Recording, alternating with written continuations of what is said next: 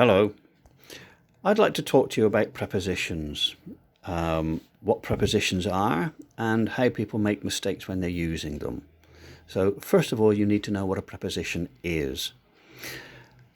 A preposition is what connects nouns and pronouns, and it serves to provide the necessary details that tell the reader or the listener when, where or how something occurred or happened. For example, the most common prepositions are of, in, to, for, with, on. If you make an error when you're using a preposition, it can be quite noticeable and it can sound like broken English. It doesn't read very well either. So it's important to avoid some of the common mistakes by learning how to use the prepositions correctly. I'm now going to give you 15 examples of the most common mistakes that are made when using prepositions in English. It's considered poor grammar to end a sentence with a preposition. This point has been argued at length by academics, since it may sound better to end a sentence with a preposition on occasion, in some cases, but it is still considered grammatically incorrect. The first mistake I'm going to tell you is rather obvious when you hear it. It just sounds so clumsy. It is incorrect to say, "Where's my phone at?" Correctly, you would say, "Where is my phone?" While prepositions help form a sentence, sometimes people tend to go overboard. They include too many. Makes the sentence seem somewhat redundant, too wordy, clumsy. So mistake number 2. It is incorrect to say the expression of the teacher was impatient. It's correct to say the teacher's expression was impatient. You can never use the preposition of rather than have.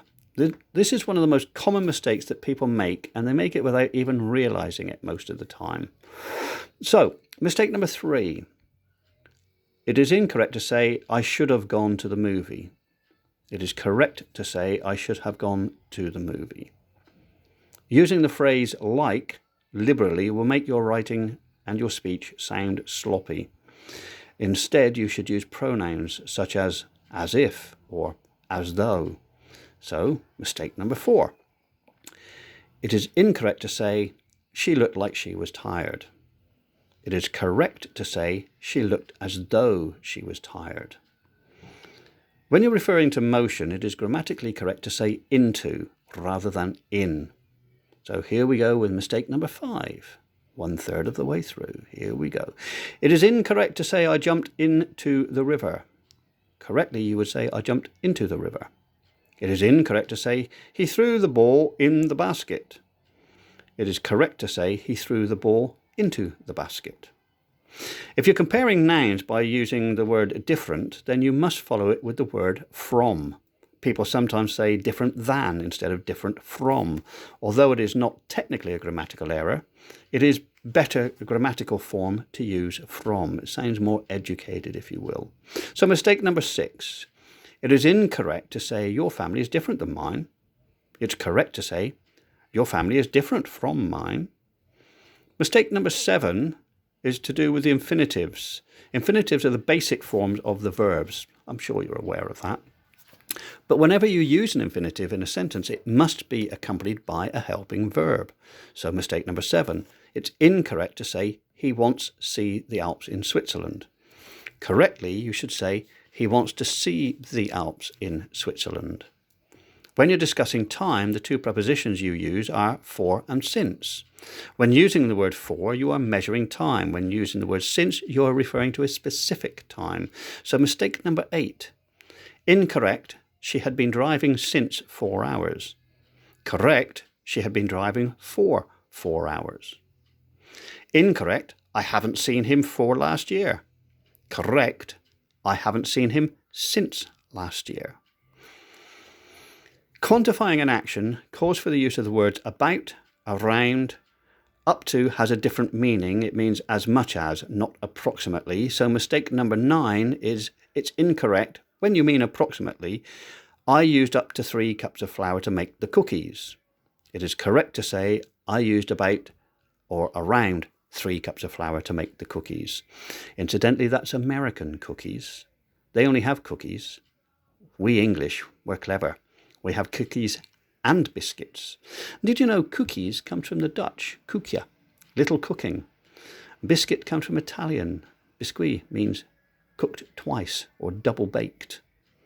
So here we go for mistake number 10. It is incorrect to say they arrived to the school, because it is correct they arrived at the school. It is incorrect to say we went at the shopping centre. Correctly, we went to the shopping centre.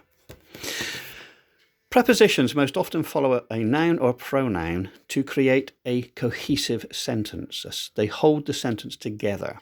However, there are exceptions that also require a preposition in order to make sense. For example, afraid of, love of, concern for, study for, and worry about. If you don't follow these with a preposition, your sentence just won't make sense, quite simply.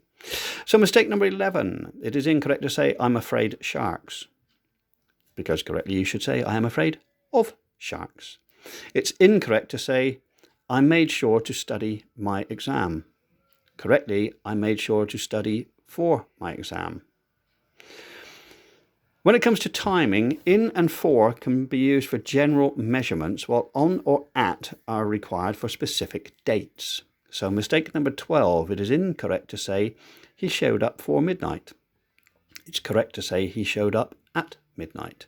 It's incorrect to say Sarah made sure to be home at dinner. Correctly, you would say Sarah made sure to be home for dinner. If you're discussing a specific place or an address, you have to use the word at. There is no other preposition that can be used in its place. So mistake number 13, it's incorrect to say the school is located in the main intersection, or junction, intersection being American. So it would be correct to say the school is located at the main intersection, or junction to be English. When referring to specific regions, the only preposition you can use is the word in. Now, this doesn't matter whether it's continents, countries, towns, or in any other geographical region. So mistake number 14. It is incorrect to say the most delicious baguette can be found in France. It's correct to say the most delicious baguettes can be found in France. That's debatable too. But grammatically correct, the most delicious baguettes can be found in France. One of the less common errors people make when they're using prepositions is following it with a verb. If you follow a preposition with a verb, it must have the ing ending. Okay? So, mistake number 15, it is incorrect to say I slept before run. Correctly, you should say I slept before running. Prepositions are what hold a sentence together and make a complete thought. If you forget your prepositions or you misuse a prepositions, your speech or your writing will definitely sound like broken English. It can make it hard to understand, and for written work certainly it can lose credibility. You definitely lose marks for it. Please make sure you check your work for the common preposition errors so that you can ensure that you have structured your sentence and its content correctly and properly. Thank you for listening.